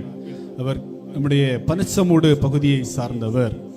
அவர் சொல்லும் பொழுது ஒரு சாட்சி என்னை ரொம்ப நெருக்கின அல்லது என்னை ஒரு ஆச்சரியப்பட வைத்த ஒரு சாட்சி. அவர் ஒரு இந்து குடும்பத்தில் பிறந்த ஒரு ஊழியக்காரர். பாருங்கள், ஒரு சூழ்நிலை வந்தது. என்ன தெரியுமா? அவர் நல்ல தண்ணி அடிக்கக்கூடிய முன்னாடி, ரட்சிப்புக்கு முன்னாடி நண்பர்களோடு கூட பழக்கத்தில் இருந்த பொழுது அவரை கொலை செய்வதற்காக சிலர் திட்டம் தீட்டுகிறார்கள். அவரை கொலை செய்வதற்காக திட்டம் தீட்டி அவரை ஒரு நபர் குத்துகிறார். ஆனால் குத்து அவர் மேல படல. அப்போ இதிலிருந்து அவர் சேஞ்ச் ஆக ஆரம்பிக்கிறார். ஒரு போதகர் அவரை சந்திக்கிறார். அவர் பார்த்து சொன்னாராம், சகோதரரே, உங்க வாழ்க்கை இனி நீங்கள் இயேசுவுக்கு கொடுக்க வேண்டும், இயேசுவோடு வாழ வேண்டும், அவர் உங்களை நேசிக்கிறார் என்று சொன்ன பொழுது அவர் ஏற்றுக்கொள்ளவில்லை. ஒரு முறை சொன்னார், அப்படியே கடந்து சென்றது. இரண்டாவது முறை பார்த்து அவருக்காக ஜெபித்தாராம். ஜெபித்து விட்டு சொன்னாராம், நீங்கள் 30 நாட்களுக்கு உள்ளதாக நீங்கள் இயேசுவை பின்பற்ற வேண்டும், இயேசுவை ஏற்றுக்கொள்ள வேண்டும். 30 நாட்கள் முடிகிறதுக்குள்ளதாக நீங்கள் இயேசுவை ஏற்றுக்கொள்ளாவிட்டால் உங்கள் வாழ்க்கையில உங்களுக்கு ரொம்ப பிரச்சனை வரும், வியாதி நெருக்கப்படும் அப்படின்லாம் அவர் சொன்னாராம். நீங்கள் உங்கள் உயிருக்கே ஆபத்து என்று சொல்லி அந்த ஊழியக்காரர் ஜெபித்து விட்டு சொன்னாராம். நாட்கள் சென்றது, இவர் இயேசுவை ஏற்றுக்கொள்ளல. 27வது நாள் உடலெல்லாம் சோர்ந்து போன ஒரு சூழ்நிலை, மயக்கமடைகிற ஒரு சூழ்நிலையிலே அமர்ந்திருந்த பொழுது இல்லத்திலே படுத்திருக்கிறாராம். அப்பொழுது இவர் நினைத்து பார்த்தாராம், என்னவா இருக்கும்? 30 நாள் அவர் சொன்னாரே, அந்த நாட்களை எண்ணி பார்த்த பொழுது அது 27வது நாள். இந்த நபர் அப்படியே இருந்த பொழுது அவருடைய இல்லத்திலே உள்ளவர்கள் அவரை அழைத்து கொண்டு திருவனந்தபுரம் மெடிக்கல் காலேஜில் கொண்டு போனாங்களாம். அங்கே பரிசோதித்த மருத்துவர் சொன்னாராம், உங்களுடைய 2 கிட்னியும் செயலிழந்து போனது. அவர் ஒரு வாலிப சகோதரர். அந்த டைம்ல 1997 நடந்த சம்பவம். அவர் ஒரு வாலிப சகோதரர். ஆனால் உங்களுடைய இந்த கிட்னி 2ம் செயலிழந்து போயிற்று. நீங்கள் குறைந்த நாட்கள் மட்டுமே வாழ முடியும். இதில் கிட்னி நீங்கள் மாற்றி வைக்கணும்னா கூட அன்னைக்கு 16 லட்சம் ரூபாய் தேவை அப்படின்னு சொல்லி மருத்துவர்கள் சொன்னார்களாம். பாருங்கள், இவர் அப்படியே வேற வழி இல்லாம, ரொம்ப ஏழ்மையான குடும்பம், அவர் அப்படியே வீட்டுக்கு அழைச்சிட்டு வந்தாங்க.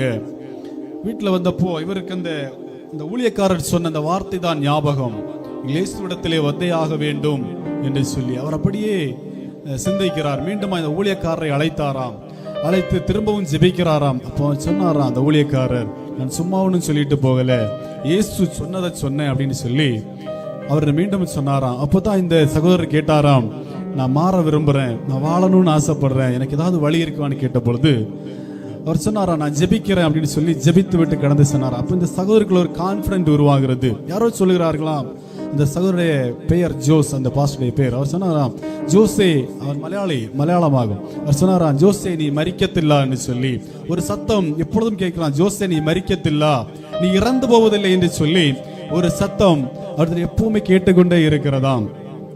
அந்த போதகர் அப்படியே தன்னை மாற்ற ஆரம்பிக்கிறார். அந்த வியாதியோடு கூட ஒரு சபையிலே 7 நாள் உபவாசம் எடுக்கிறார். எத்தனை நாள்? 7 நாள். 2 கிட்னி இல்ல, வாழ்க்கையில போராட்டம், மரித்து போகிற சூழ்நிலை. 7 நாள் உபவாசிக்கிறார். அந்த சூழ்நிலை மாறாக வருகிற பொழுது 5வது நாள் ஒரு வல்லமை அவரை மூடுகிறது, பனி போல நிரப்புகிறதாம்.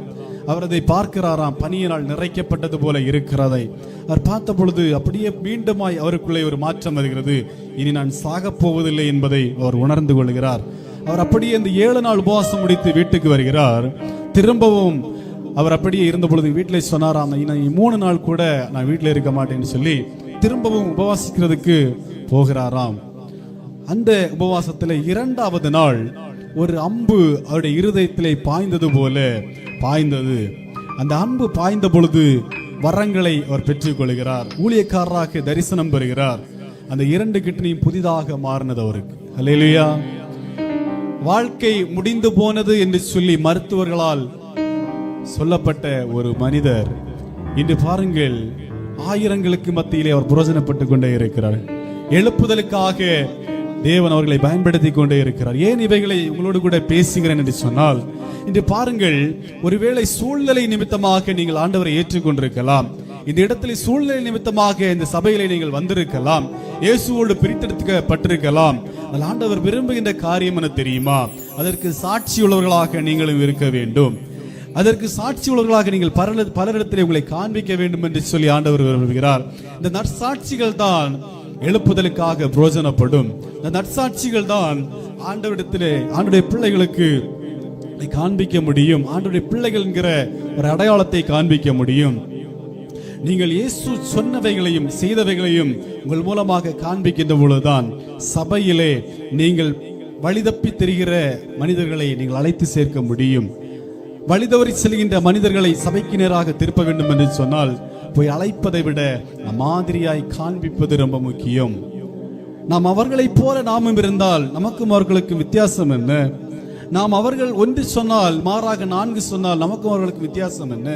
அவர்கள் எது வேண்டுமானாலும் சொல்லட்டும், இயேசு என்னோடு கூட இருக்கிறார், அவர் கற்றுத் தந்ததுதான், நான் அமைதியாக செல்வேன் என்று சொன்னால் அங்கே ஒரு மாற்றம் உருவாகும்.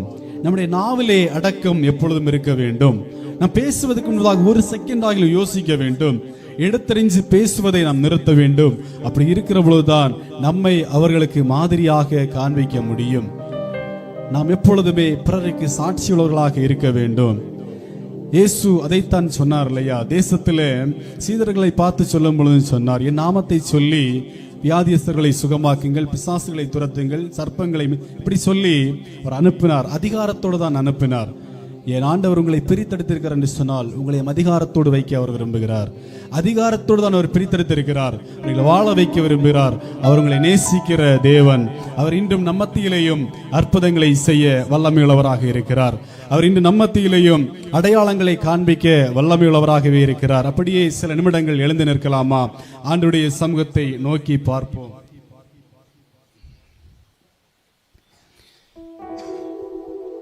ஹல்லேலூயா. சில நிமிடங்கள் மாத்திரம் இந்த சத்தத்தை உயர்த்தி ஆண்டவரே நம்ம கூப்பிட போறோம். ஹல்லேலூயா. அவர் நம்ம மத்தியில இருக்கிறார். அவர் நம்ம மத்தியிலே உலாவுகிற தேவன். அவர் நம்மோடு கூட பேசுகிற ஆண்டவர். அவர் நம்மோடு கூட செயல்படுகிற தேவன். ஹல்லேலூயா. அவர் நம்மோடு கூட பேச விரும்புகிறார். எத்தனை பேர் சொல்ல முடியும், அப்பா எங்கூட பேசுங்கன்னு எத்தனை பேர் சொல்ல முடியும்? அவர் உங்களோடு கூட காட்சிப்பட விரும்புகிறார். அவர் உங்கள் மத்தியிலே செயல்பட விரும்புகிறார். நீங்கள் இடம் கொடுத்தா உங்களுக்கு காட்சி அளிப்பார். நீங்கள் இடம் கொடுத்தா அவர் உங்களோடு கூட பேசுவார். நீங்கள் இடம் கொடுத்தா உங்கள் இருதயத்தில் அவர் வருவார். நீங்க இடம் கொடுத்தா உங்கள் தவறுகளை சுட்டி காட்டுவார். நீங்க நினைக்கலாம் தப்பு செய்யல அப்படின்னு சொல்லி, நீங்க நினைக்கிற காரியத்திலே கூட தவறுகள் உண்டு, அவருடைய பார்வையில இருக்கும் என்று சொன்னால் அவர் சுட்டி காட்டுவார். கவலைப்படாதீங்க. ஆண்டவரே சொல்லுங்க, தகப்பனே என்னை ஒரு விசை சந்தேங்கப்பா, என்னை ஒரு விசை சந்தேங்க ஆண்டவரே, நான் உம்மோடு கூட இருக்க விரும்புகிறேன். என் வாலிபம் உங்களுக்காக, என்னுடைய இந்த நாட்கள் உங்களுக்காக ஆண்டவரே, இந்த வயது முதிர்ந்த காலம் உங்களுக்காக நான் உம்மோடு கூட வாழ விரும்புகிறேன். தகப்பனே இயேசுவே, நீர் எங்களை மீட்ட மீட்பு விலையேற பெற்றதப்பா. நீர் எங்களுக்கு தந்திருக்கிற விசுவாச வரம் விலையேற பெற்றது ஆண்டவரே. நான் பரிசுத்தனாய் வாழ விரும்புகிறேன். நான் பரிசுத்த ஜீவிதம் வாழ விரும்புகிறேன். அப்படி சமூகத்தில் ஒப்பு கொடுக்கலாமா? தகப்பனே நோக்கி கூப்பிடுகிறோம் என்று சொல்லுங்க. இயேசுவே நீர் எங்கள் மத்தியிலே உலாவுங்கன்னு சொல்லுங்க. ஆண்டவர் என் கரத்தை பிடிச்சிருங்கன்னு சொல்லுங்க. நான் அநேகருக்கு சாட்சியாய் வாழ வேண்டும் என்று சொல்லுங்க. நான் என்னை முன்மாதிரியாய் காண்பிக்க வேண்டும், அதற்கு என்னை ஆசீர்வதிங்க என்று சொல்லுங்க. அப்பா என் கூட பேசுங்க என்று சொல்லி இருதயத்தை கொடுக்கிறீங்களா? இந்த காலை பொழுதுல ஆண்டவர் நம்ம சும்மா சேர்க்கல. இந்த காலை பொழுதுல ஆண்டவர் நம்மை சும்மா சேர்க்கல. இந்த காலை பொழுதுல சும்மா அழைச்சிட்டு வரல. இயற்கை சூழ்நிலைகள் சாதகமாய் கொடுத்து அவர் உங்களை அழைத்து சேர்த்தார் இல்லையா? இப்போ உங்கள் மத்தியில அவர் உலாவுகிற தேவன். அவர் இப்போ உங்கள் மத்தியில உலாவுகிற தேவன். உங்களோடு பேச விரும்புகிறார். உங்கள் இருதயத்தின் பாரங்களை குறைக்க விரும்புகிறார். இருதயத்தின் பிரச்சனைகளை மாற்ற விரும்புகிறார். உங்கள் கலக்கங்களை விருப்ப விரும்புகிறார். அதை மாற்ற விரும்புகிறார். இன்று உங்கள் வாழ்க்கையில் ஒரு மாற்றம் உண்டாகும். இன்று உங்கள் வாழ்க்கையில ஒரு விடுதலை உண்டாகும். இன்று வாழ்க்கையில ஒரு கிருபை இறங்குகிறதை நீங்கள் பார்ப்பீர்கள். ஒரு கிருபையினால் நிறைக்கப்படுகிறதை நீங்கள் பார்ப்பீர்கள். புது கிருபை, புது வல்லமை உங்கள் நிரப்புவதை பார்ப்பீங்க. கரங்களை தட்டி ஆண்டவரை மகிமைப்படுத்துங்க பார்க்கலாம். இயேசுவே, நீர் எங்களோடு கூட இருக்கிறதற்காக நன்றி. ஆண்டவரே, நீர் எங்கள் மத்தியிலே வந்ததற்காக ஸ்தோத்திரம். ஆண்டவர் எங்களோடு பேசுகிறதற்காக ஸ்தோத்திரம். உம்முடைய வல்லமை இப்பொழுது இறங்குகிறதற்காக நன்றி அப்பா.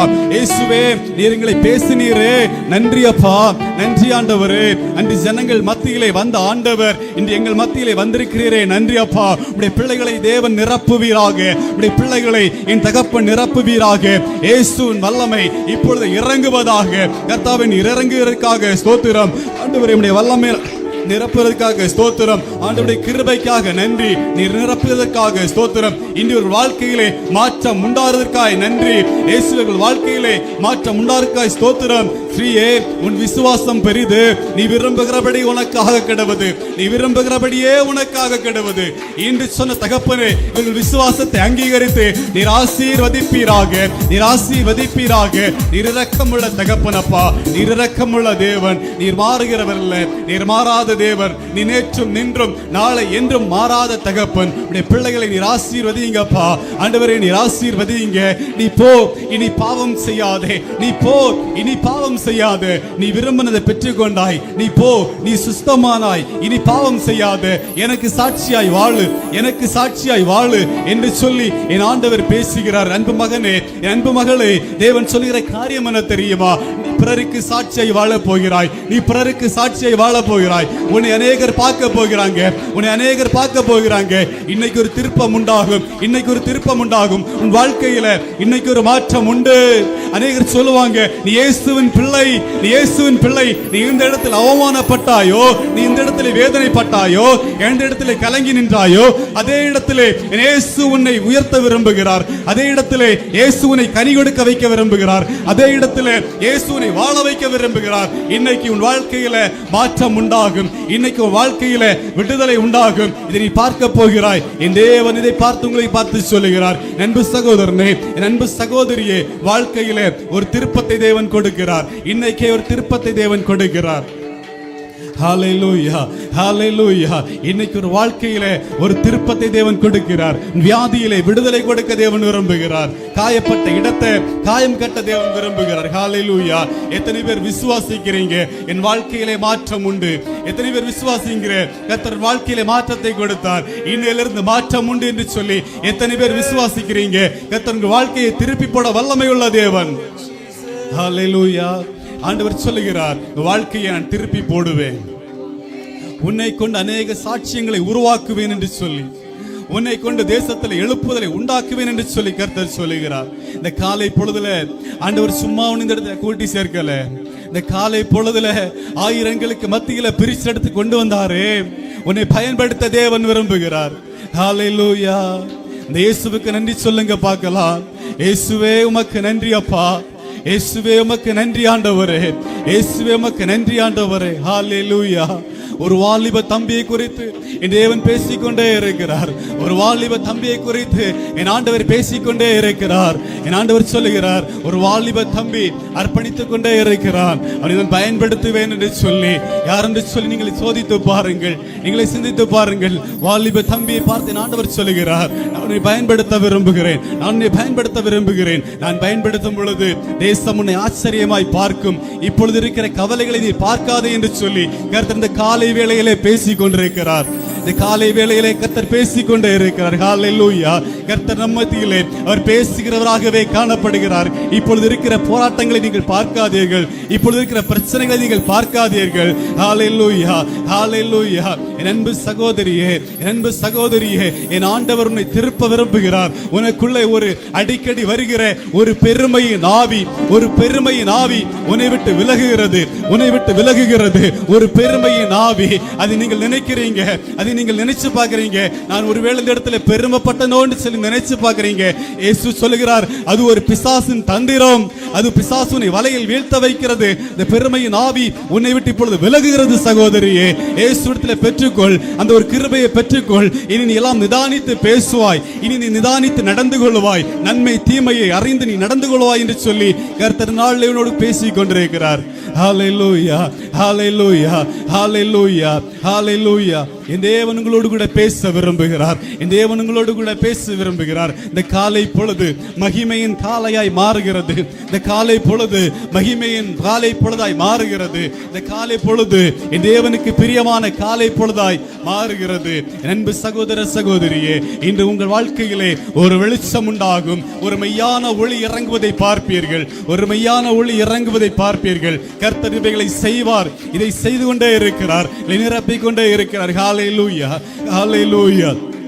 ஆண்டவரே, என் ஆண்டவர் சொல்லுகிறார், என்னை மாற்றுவேன், இந்த சபை விரிவாக்கப்படும், இந்த சபை எழுப்புதலுக்காய் பயன்படுத்தப்படும், இந்த சபையின் தியாகங்களை நான் நினைப்பேன் என்று சொல்லி கர்த்தர் சொல்லுகிறார். இந்த சபையின் தியாகங்களை நான் நினைப்பேன் என்று சொல்லி கர்த்தர் சொல்லுகிறார். இங்கிருந்து எழுப்புதல் உருவாகும் என்று சொல்லி கர்த்தர் விரும்புகிறார். என் தேவன் சொல்லுகிறார், இந்த இடத்திலே மாற்றம் உண்டாகும். சத்துருவன் கண்களை நான் முடக்கி போடுவேன் என்று சொல்லி கர்த்தர் சொல்கிறார். சத்துருவன் கிரியைகளை நான் உடைப்பேன் என்று கர்த்தர் சொல்கிறார். இதற்கு எதிராக யார் எழும்பினாலும் நான் அதற்கு எதிராக யுத்தம் செய்வேன் என்று சொல்லி கர்த்தர் சொல்கிறார். இந்த காலை பொழுது என் தேவன் இந்த இடத்திலே உலாவிக் கொண்டே இருக்கிறார். ஹல்லேலூயா. தேவன் இந்த இடத்திலே பிரகாசிக்கிற ஒளியாய் இந்த இடத்திலே வந்திருக்கிறார். ஹல்லேலூயா. ஆண்டவர் உங்கள் வாழ்க்கையிலே மாற்றத்தை கொடுப்பார், ஒரு மாற்றத்தை கொடுப்பார். ஒரு சகோதரி ஒரு பிள்ளையை குறித்து கவலைப்பட்டு கொண்டே இருக்கிறீங்க, ஒரு சின்ன பிள்ளையை குறித்து கவலைப்பட்டு கொண்டே இருக்கிறீங்க. இவன் எப்படி இந்த உலகத்தில் எப்படி இருப்பான், இப்பொழுது இவ்வளவு பிரச்சனை இவனுக்குள்ள இருக்கிறதே என்று சொல்லி ஆண்டவர் சொல்லுகிறார், அந்த பிள்ளையை நான் தெரிந்து கொண்டிருக்கிறேன், ஏற்ற காலத்திலே நான் அவனை வாழ வைப்பேன், ஏற்ற காலத்திலே அவன் வாழ்க்கையிலே மாற்றம் உண்டாகும்.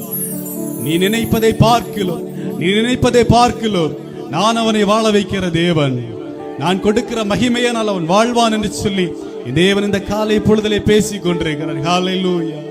கலங்காதே, உன் கண்ணீர் துடைக்கப்படும் என்று சொல்லி கர்த்தர் பேசுகிறார். தேவன் பேசுகிறவர், தேவன் இடைபடுகிறவர், தேவன் வாழ வைக்கிற தேவன். ஹல்லேலூயா. தகப்பனே, இந்த காலை பொழுதற்காக உமக்கு நன்றி அப்பா. நீர் எங்களோடு கூட பேசினதற்காக நன்றி, நீர் எங்களோடு கூட இடைப்பட்டதற்காக நன்றி. ஆண்டவரே, எங்க வாழ்க்கையில போராட்டம் போராட்டம் என்று சொல்லி தலைந்தோம், தேவன் எங்களை பிரிச்சு கொண்டிருக்கிறீங்க, இங்க நடத்துறீங்கப்பா. ஸ்தோத்திரம் பிதாவே, நன்றி ஆண்டவரே. இவ்வளவா எங்களோடு பேசின நல்ல தகப்பனே, இந்த காலை பொழுது ஒரு முறை கூட அந்த திருச்சபையின் போதக குடும்பத்தாருடைய கரத்துல நான் கொடுக்கிறேன் அப்பா. ஆண்டவரே, தியாகத்தோடு உபவாசித்து இந்த நாட்களை கடத்துகிறதை கர்த்தர் அறிகிறேன். ஆண்டவரின் வாழ்க்கையை உடைய வாழ்க்கையிலே சந்திப்பீராக. நீர் பேசுகிறீர், இன்னும் வல்லமை வரங்களால் தேவன் நிறைப்பீராக. ஆண்டவரே, இந்த தேசத்திற்காக இயேசுவுக்காக எதையாகிலும் செய்ய வேண்டும் என்று சொல்லி உழைக்கிறதை கர்த்தர் அறிகிறீங்க.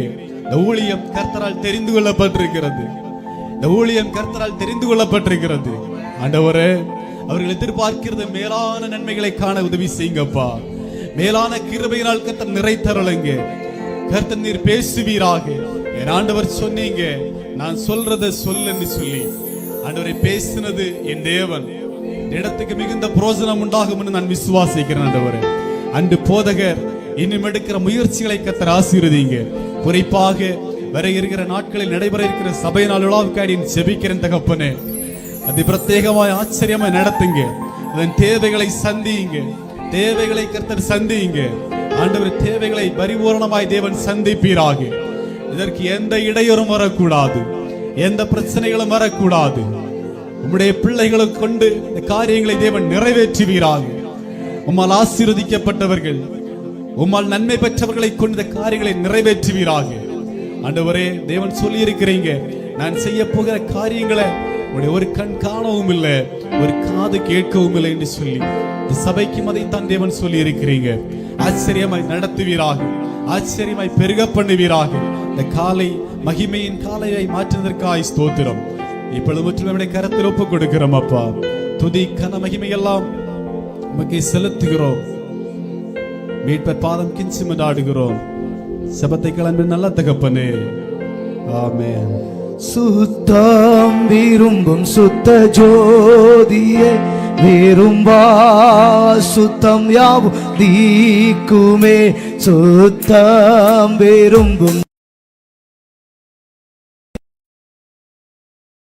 சுத்தம் யாவும் தீக்குமே. பாவி நீச பாவி நானையா, தேவா இரக்கம் செய்ய மாட்டீரு.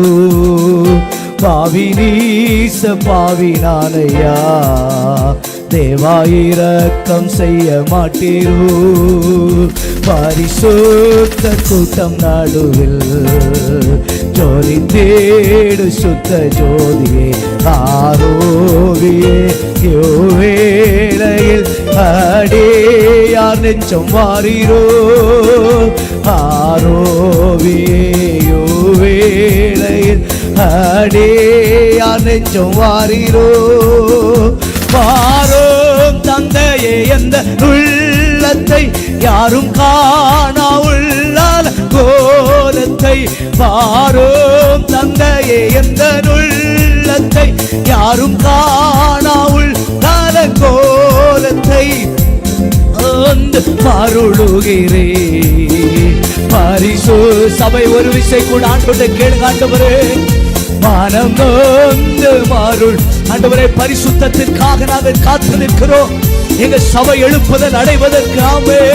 மனம் நொந்து மருளுகிறே பரிசுத்தம் கெஞ்சுகிறே. சபையே கவித்து கேட்கலாமே. மருளுகிறே பரிசுத்தம் நீரே. நீ கேட்டால் பாம் அருள்வா கொடுக்கும் ஜோருண்டோ. மீன் கேட்டா உங்கள் விசுவாசத்தின்படி கத்த காரியங்களை நடப்பிக்கும்படியா இன்றைக்கு விசுவாசத்தோடு தேவ சமூகத்தில் ஆமே. கொல்லா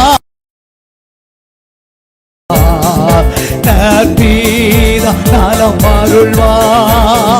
பொல்லாதோர் கூட செய்து ஓ தேவ மகிமை ஆமென். அருள்வார் பரிசுத்த பரிசுத்த கூட்டம் நடுவில் ஜோதி தேடு சுத்த ஜோதியே ஆரோவியே. யோவேளையில் அடியார் நெஞ்சம் மாறீரோ. ஆரோவியே யோவேளையில் அடியார் நெஞ்சம் மாறீரோ.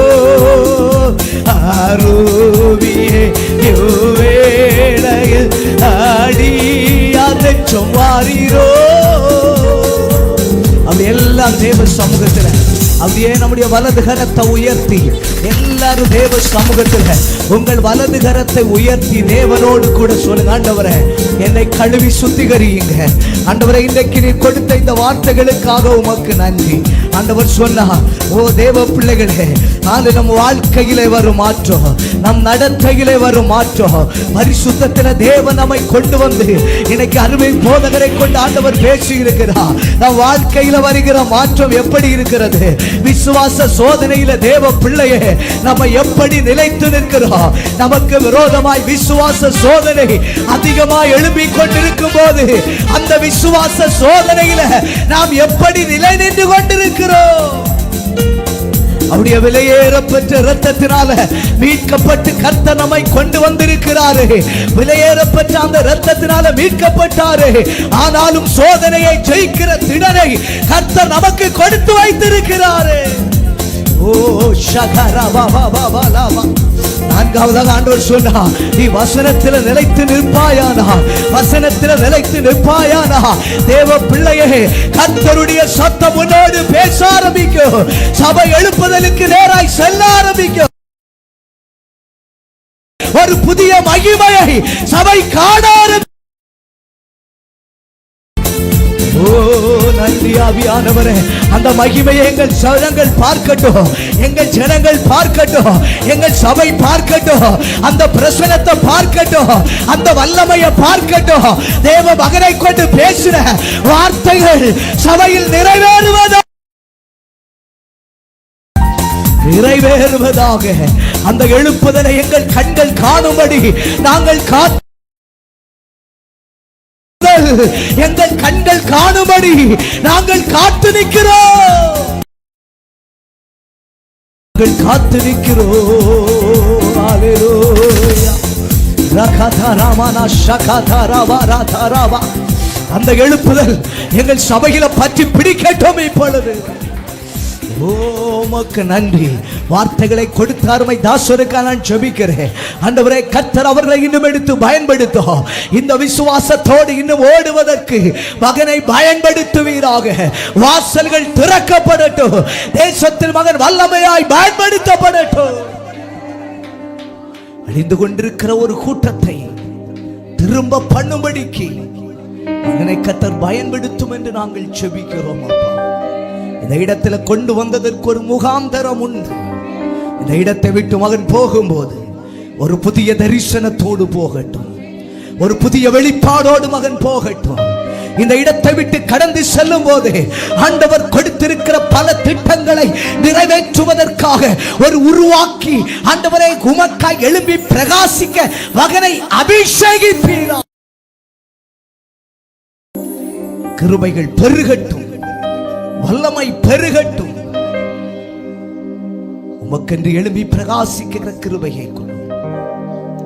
உம் நாம மகிமைப்படுகிறதற்காய் உமக்கு நன்றி. உங்க கிருபை வெளிப்படுகிறதற்காய் உமக்கு நன்றி. எங்க சபை பிள்ளைகளை உடைய கரத்திலே ஒப்புக் கொடுக்கிறோம். கடந்து வந்த எல்லாரையும் ஆசீர்வதியும் ஆண்டவரே. இன்னும் நிறைவாய் கர்த்தர் குடும்பங்களில் அற்புதங்களை செய்யும். நாங்கள் உமக்கென்று நிலை நிற்க ஆண்டவரே, உம்முடைய சத்தியத்தில் நிலை நிற்க, குமாரனாகிய இயேசுவில் நாங்கள் நிலை நிற்க, பரிசுத்த ஆவிக்குள்ள நிலை நிற்க எங்களை பலப்படுத்தும். அப்பா, பலப்படுத்தும். சின்ன பிள்ளைகள் பெரியவர்கள் எல்லாரையும் உம்முடைய கரத்திலே தருகிறேன். நீர் மகிமைப்படும், மகிமைப்படும். உம் பாதம் தாழ்த்தி ஒப்பு கொடுக்கிறோம். கன மகிமை உமக்கு ஒருவருக்கு நாங்கள் செலுத்துவோம். இயேசுவின் நாமத்தில் ஜெபம் கேளும் நல்ல பிதாவே, ஆமென். சேர்ந்து சொல்லுவோம். என் ஆத்துமாவே நம்மே பரிசுத்த நாமத்தை ஸ்தோத்திரி. என் ஆத்துமாவே கர்த்தரை ஸ்தோத்திரி. ஆமென். அல்லேலூயா, அல்லேலூயா, அல்லேலூயா.